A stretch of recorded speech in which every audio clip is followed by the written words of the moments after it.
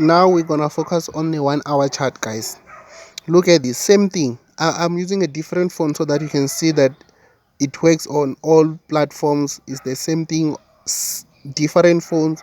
So same thing, when the two envelope crosses the lower Bollinger Bands facing up, it's a buy. When the two envelopes and the moving average in the middle crosses the upper Bollinger Bands facing down, it's a sell. Let's see here.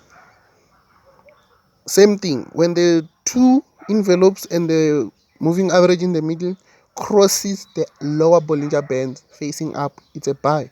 But someone could have said no, but let's say I say it's a buy, then I found it somewhere here, then I bought, it went down, I could have been blown my account. Correct. That's why on the first video I talk about the retracement. So you wait till the last candlestick formed, that is formed between the upper Bollinger Band and the middle one, and the one that the last one that was formed between the two was this red one.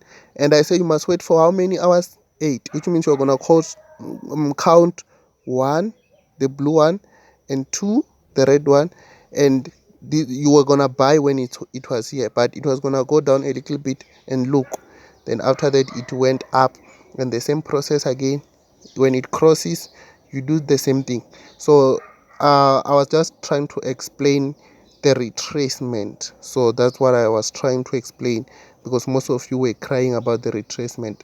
So basically, this is how it works. When it's up and they cross, you buy, you sell. You sell. Then when they're down and they cross facing up, it's a buy. So if you have any question, like I said, let me know.